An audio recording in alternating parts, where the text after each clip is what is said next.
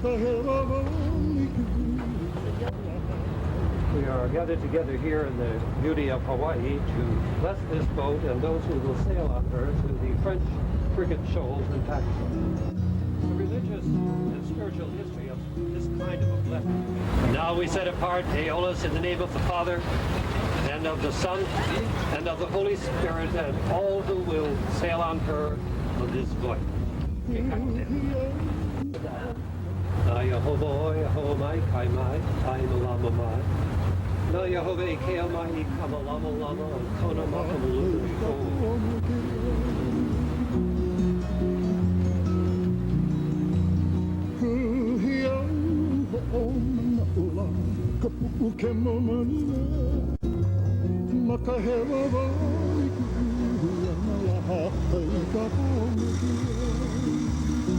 This is the only thing we're worried about, but we needed to put all the film stock in a cool box that's safe. Yeah. And there's a few other bits in there as well. So. Okay. How much does that weigh? That must weigh a ton. No, it's heavy-ish. It needs two guys to lift it, but it's not too bad. Okay.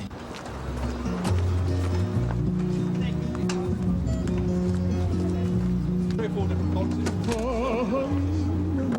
And it keeps it warm too. Yeah. You must put that over the after.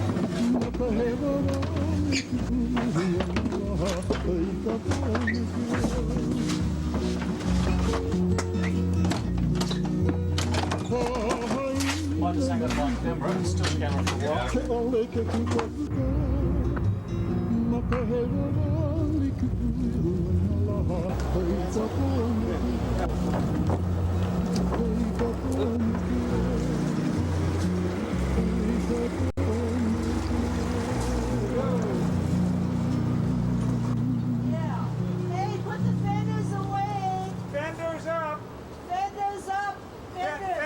Casting off the lines at our berth in the WWII harbor, we headed out the channel and turned west-northwest, bound for two forgotten islands of the Hawaiian archipelago. 6 months earlier, Rod Morris, producer for Television New Zealand, came to Honolulu and made arrangements to take him and his film crew to Laysan Island and French Frigate Shoals. These two atolls, hundreds of miles northwest of Oahu, are important outposts of the Hawaiian Islands National Wildlife Refuge. Laysan is a 1,000-acre atoll where thousands upon thousands of seabirds come to nest. It is also the home of two endemic species of land birds, which the U.S. Fish and Wildlife Service has nurtured back from near extinction. The primary purpose of this expedition is to film these two rare species in their natural environment. This footage will be an important segment of a 3-hour Television New Zealand natural history program illustrating the evolution of wildlife on Hawaii and many other islands scattered around the Pacific Ocean. Now, does anybody know what kind of fish we're going to catch? A mahi-mahi.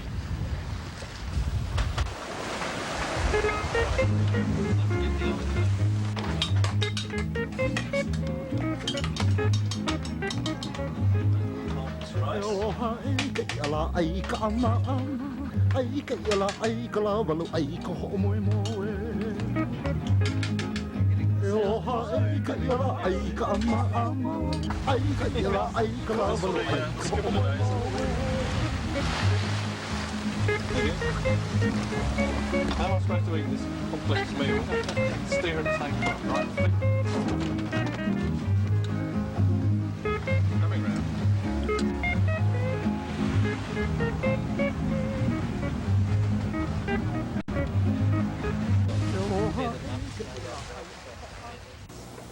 I'm a producer with Television New Zealand, and I work in a small unit that we have there that specialises in making natural history programs. Laysan's a little coral atoll out here, thousands of miles away from the main Hawaiian island, or at least 800 to 1,000 miles distant from the main Hawaiian islands. But it's had a very difficult past. The troubles on Laysan started in 1890 when a gentleman by the name of Max Schlemler decided that it was worth trying to mine the guano, the seabird droppings on the island, that money was to be made from mining the guano. So he took a small group of people, mainly Japanese workers, along with his own family out there, and they started mining this stuff. I think the guano held out for about 10 years and they made quite a lot of money from it. Schlemmer loved Laysan and was fairly concerned about looking after the place. He wouldn't allow any of his workers to keep cats or dogs out there because of the huge numbers of albatrosses that bred on the island.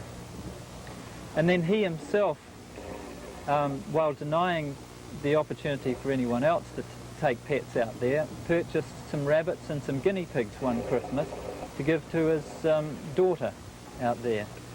Well, of course, over a period of time, as the guano started running out, the rabbits and the guinea pigs built up in numbers. When Schlemmer and his people finally pulled out on the island, they left the rabbits and guinea pigs behind.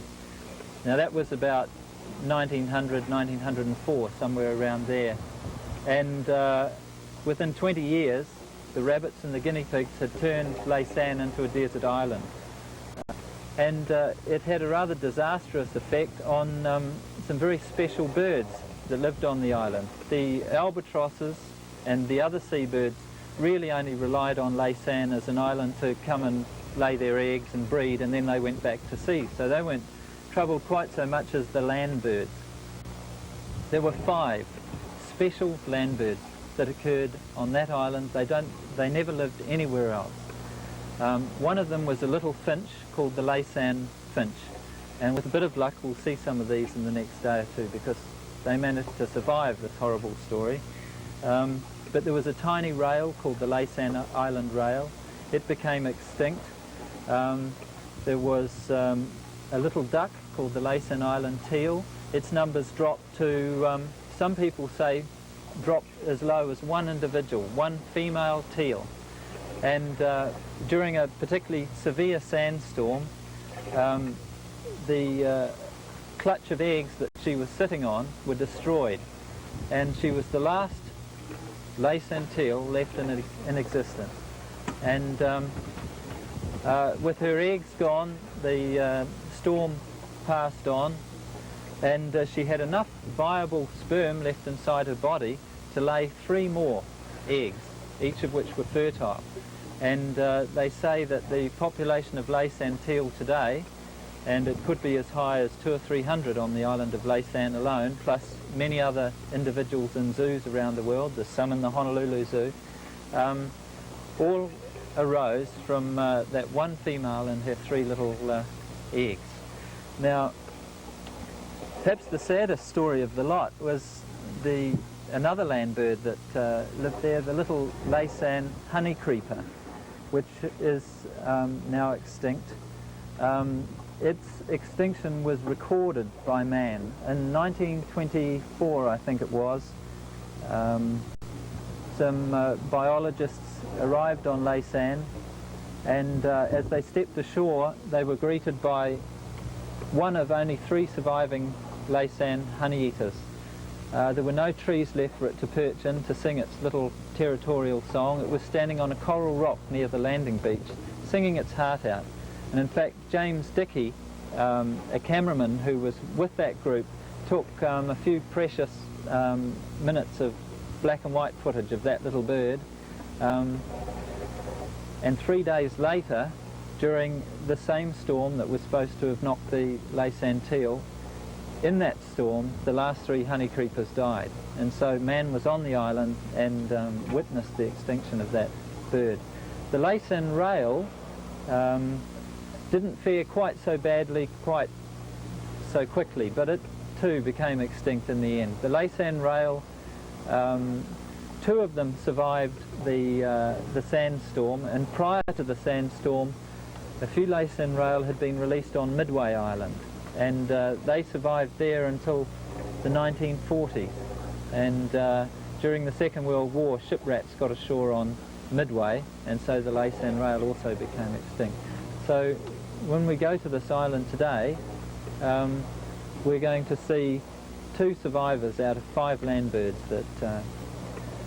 that had evolved on that island.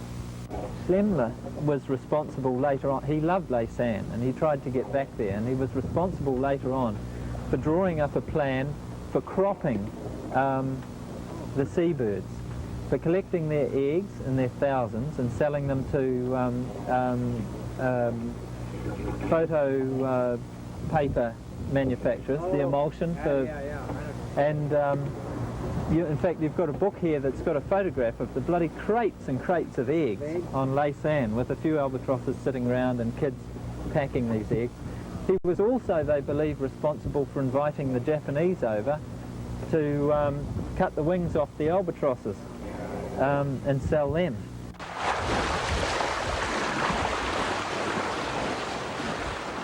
Early morning of the 6th day, we sighted Laysan Island off our starboard bow.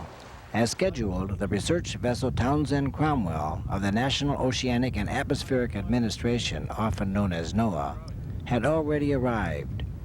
The Cromwell was anchored about 1 mile offshore, and its boat crews were ferrying scientists and officials from the Fish and Wildlife and the National Marine Fisheries Services. As the anchorage was considerably rougher than usual for this time of year, one of the boat crews from the Cromwell generously offered to help us and transfer ashore the Television New Zealand film crew.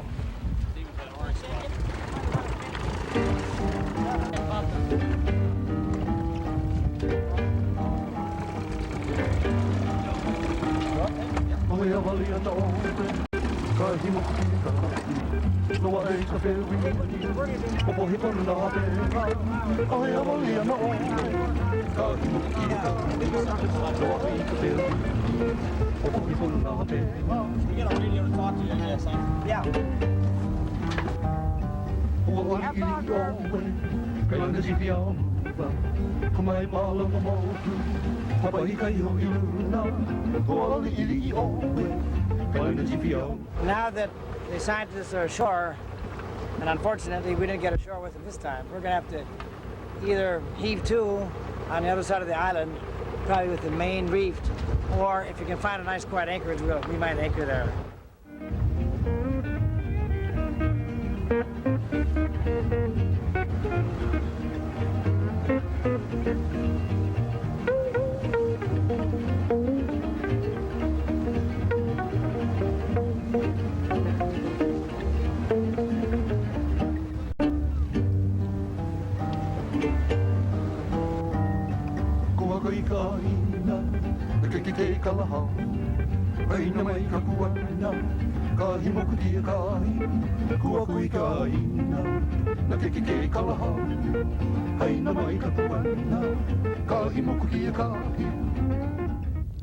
Around noon the next day, we found a relatively quiet anchorage and were able to come ashore ourselves to watch the scientists and the film crew work.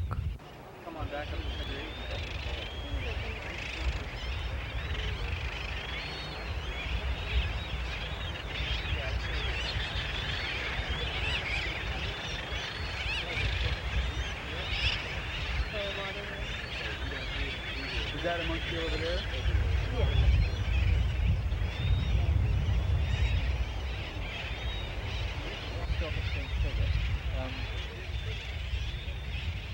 I'm the manager for the Hawaiian Islands National Wildlife Refuge for the U.S. Fish and Wildlife Service.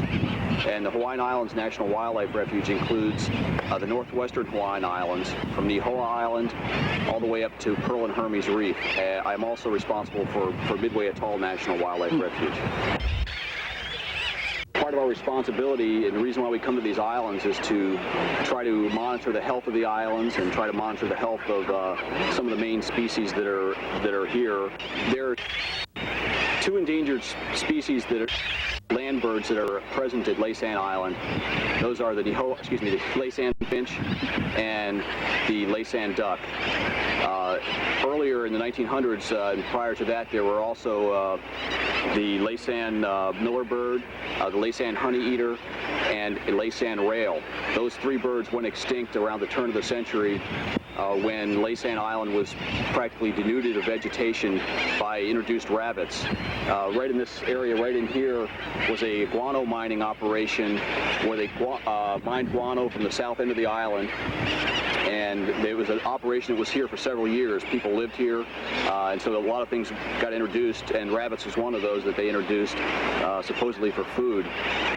It's very difficult for us to be up here on a year-round basis, so what we try to do, we have the responsibility for monitoring the health of these birds, and especially the endangered species like the duck, the Laysan duck, and the Laysan finch. Also try to get a handle on the status of the seabirds. Laysan Island is an extremely interesting island from the standpoint of its endangered species, the Laysan duck and the Laysan finch. Both of those birds occur on Laysan Island and no place else in the world. The Laysan Island has a lake in the center that's a hypersaline lake that's saltier than seawater, and it harbors a couple of invertebrates, a brine shrimp and a small, also an insect, a small sandfly that form pretty dense mats along the edge of the lake. The Laysan duck depends heavily on those flies, and it actually fly feeds along the edge of the lake. There's no other duck that we know of that does that kind of thing.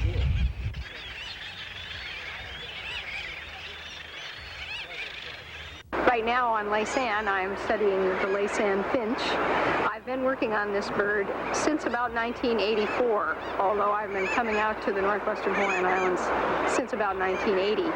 And I got interested in this bird because I'm interested in endangered species and honey creepers in general, but particularly because the native population on Laysan had gone through a crash, dropped to a very low number of birds, and the Fish and Wildlife Service, as an insurance against that kind of ecological disaster happening again, decided to introduce this species to Pearl and Hermes Reef in 1967. And it occurred to me at one point when I was hearing about the work of Peter Grant in the Galapagos Islands that it might be interesting to compare the native Laysan population with the Pearl and Hermes population. And so I started doing that in 1984. Went to Pearl and Hermes, measured birds. In 85 I came here and measured birds, and I've been going back and forth whenever I've gotten the chance since. And we have found, indeed, that there are differences in the shape of the bill between Pearl and Hermes Atoll and Laysan Island. But even more interesting, of the 4 islands at Pearl and Hermes where these finches occur, there are differences in bill shape among those islands too.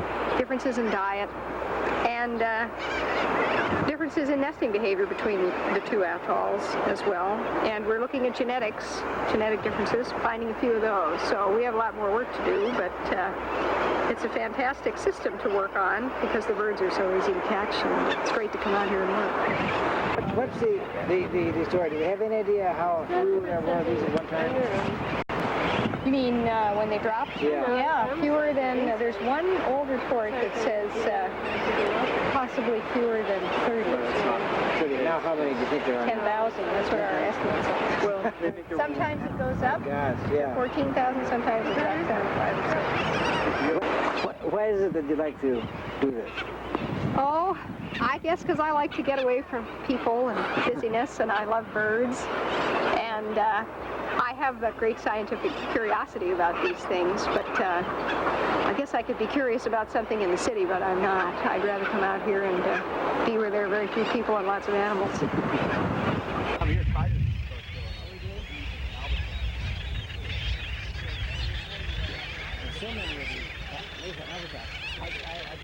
I've done 2 or 3 drama, location period drama, and other documentaries involving caving experiences. But generally I just enjoy the outdoors, and in this instance, being able to get to a location which is incredibly isolated. 6 days on a little 40-foot yacht is just more than I've ever known before. Right. And then to get to a location like this where you've got your boobies and your noddies and your terns and your albatross, and it's just a magic place to be.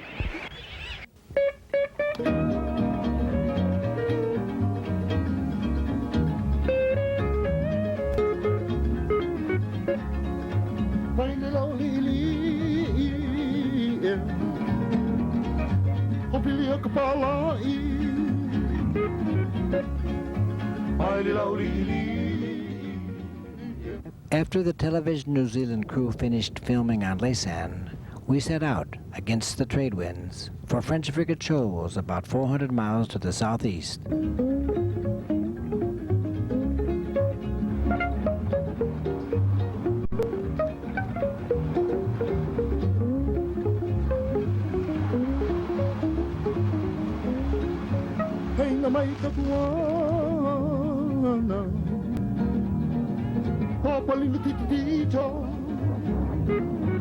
What's happening? A couple birds sitting on the front. Birds sitting on the front of the boat? Yeah.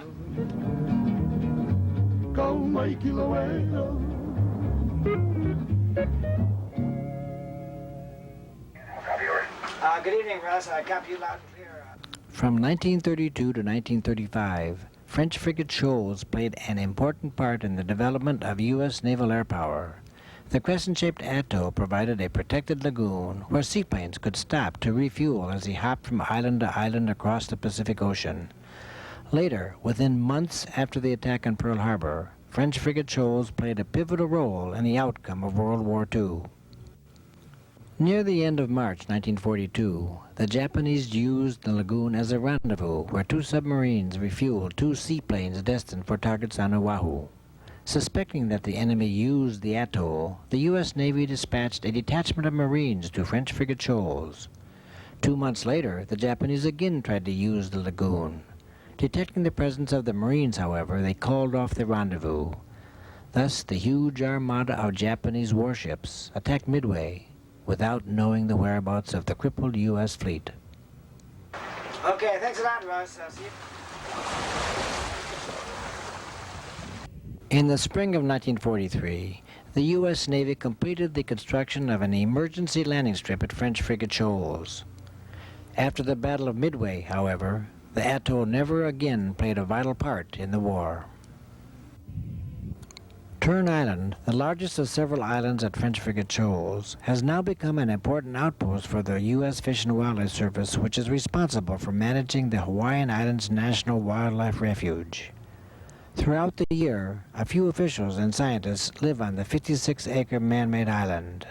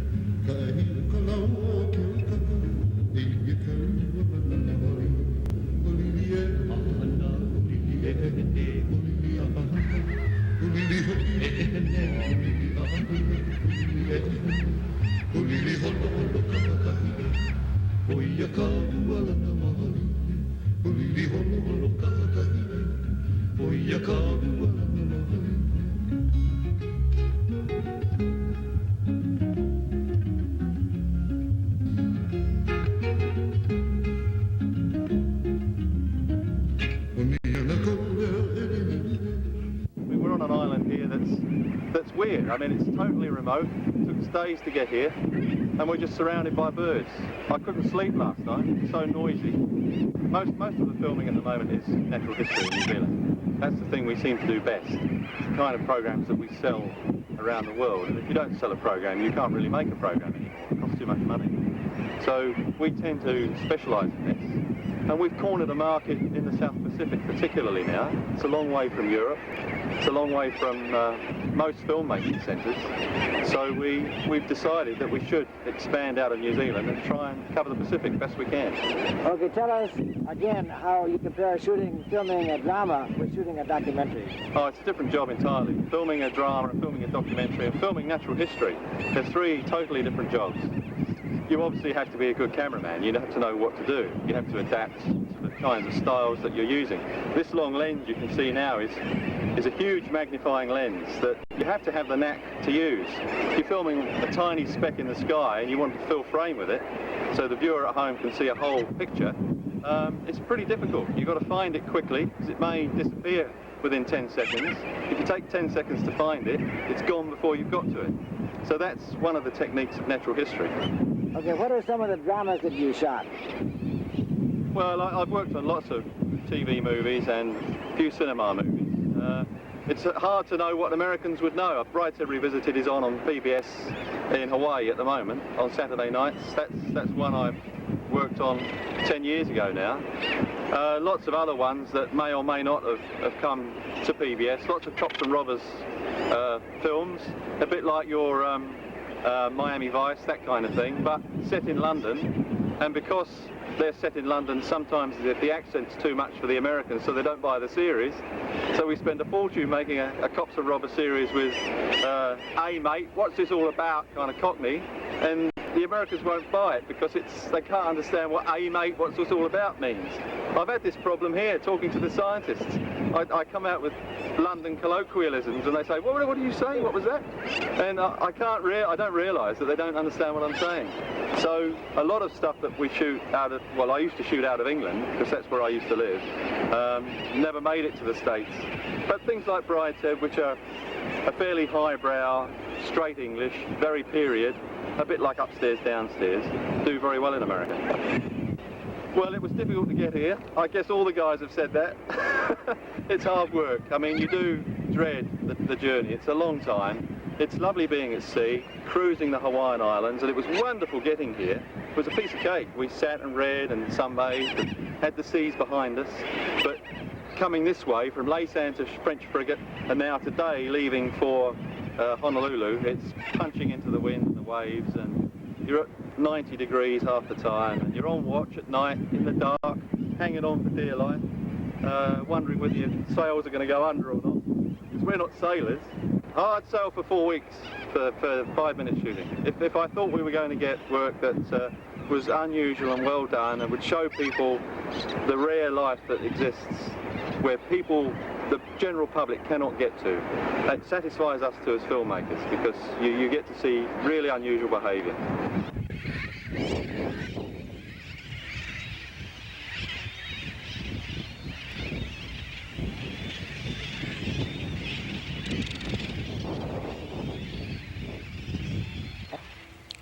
After the Television New Zealand team finished filming at French Frigate Shoals, we set out on the difficult voyage back to Honolulu. Despite the discomfort, it was certainly worth the effort to obtain the spectacular film footage of the endangered wildlife surviving on the forgotten islands of the Hawaiian archipelago. The opportunities that we have to serve the Antarctic Wings.